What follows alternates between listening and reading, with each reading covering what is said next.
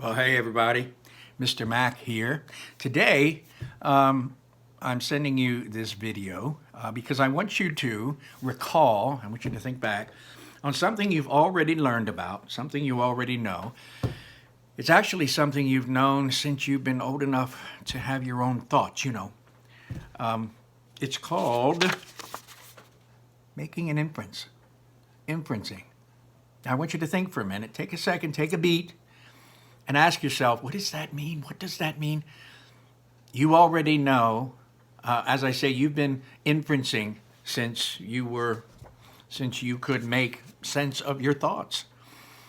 So try to think about it just for a second. See if you can recall what it is to make an inference. An inference is when you use what you already know, you use your own intelligence, and you mix it in with something you see, or something you hear, or smell, or taste, or feel, and you come up with an answer. For instance, today, you can't see it, but if I turned out the lights, let me show you. It's 3:30 in the afternoon. Look how dark it got. That's dark. And it's only 3:30. Now the windows are open, the curtains are open. So at 3:30 in the afternoon, it should still be sunny. The sun would be normally coming in my living room windows, my kitchen window.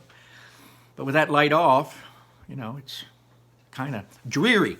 Look around out here in my living room. You see I got a little light on there. You can see the curtains are open.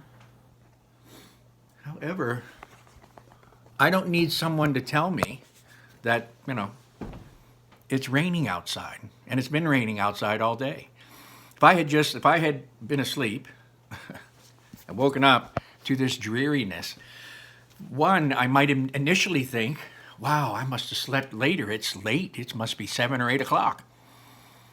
But then when I realized it isn't, that it's only 3:30, then my intelligence would tell me, well, there's something else up. Either the curtains are drawn and it's blocking out the light, which I know isn't the case, or it's raining, which is, of course, what it is. I used inference there.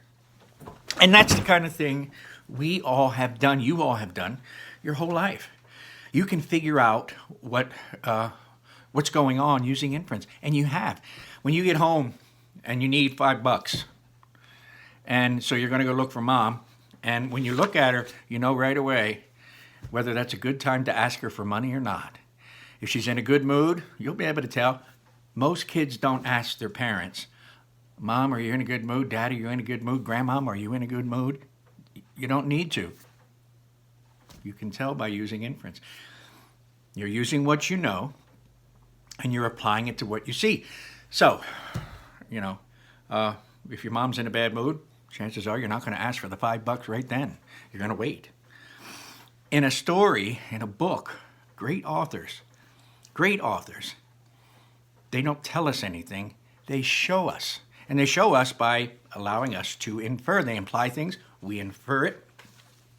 I always tell, to bring up this subject of inferencing, I always tell my students the same short little story.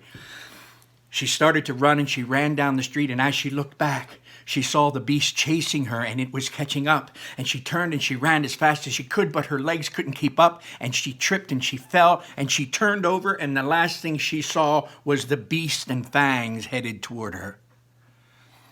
Well, you know what? Let me turn on the light. So that story, I tell my students all the time, it's short, it's sweet, it's to the point. And then my question to them is, how was she feeling? Because I never said it. I'm the author of that story, but I never told you.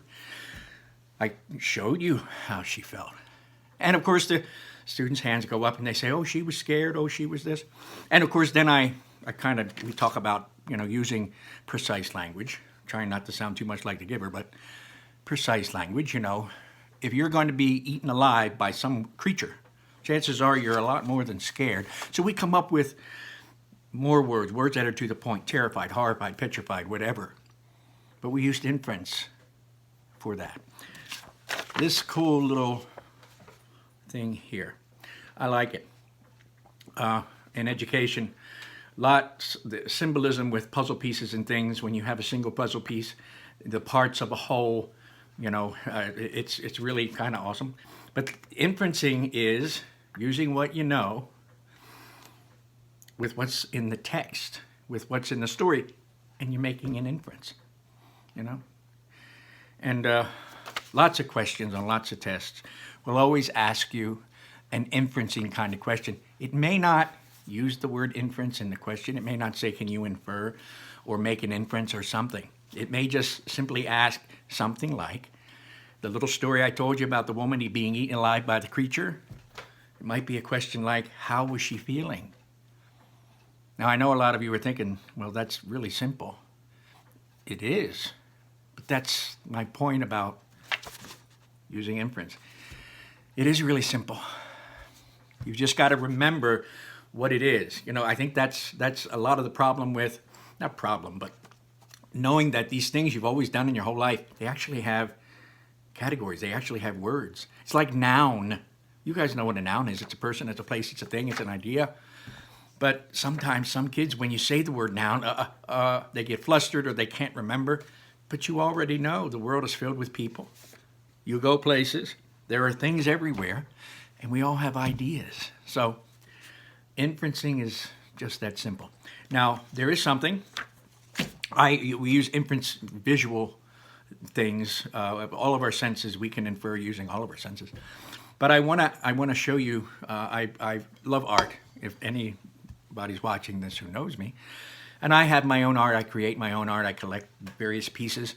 Norman Rockwell is one of my favorite painters of all time, an American painter. Love him, and I love collecting different things with his works on it. But anyway, I have a collection of these Knowles plates, this china, and I bought these a long time ago. But there's an awesome scene, a Norman Rockwell scene here. I hope that glare, I hope you can see it. So I want you to look at this picture, this awesome painting, and I want you to use what you know and answer me a couple questions. First, what's going on in this picture? What is happening? Now, I think chances are real good. All your answers are going to be correct. Some of you might have different answers. Some of you might say it's a man teaching a young lady about something from a book. Okay, well, that makes sense. There's a man, there's a young lady, he's got a book up there, and he might be teaching her something from it. Somebody else might say it's a man reading a book to a young lady.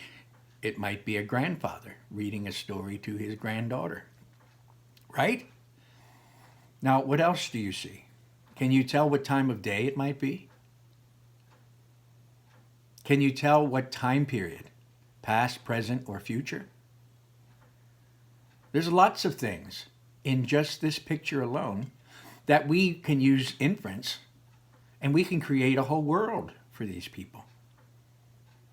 Norman Rockwell, when he painted it, you wonder what his inspiration was. Well, you don't know. Could be a grandfather telling his granddaughter an awesome story from an awesome book. Look at the bookshelf behind him. To the right of the man sitting in the chair. Number of volumes on there. You've got a volume sitting up on top. And of course, he's got one of the books probably pulled out from that shelf. You can see right there. It looks like he maybe pulled it out of there or down there.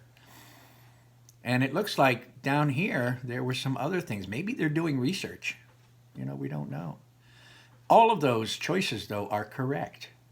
As long as you don't say something like, well, it looks like they're going fishing. Well, it doesn't look like they're going fishing. Anybody who would come up with an inference about this, chances are you're going to be right.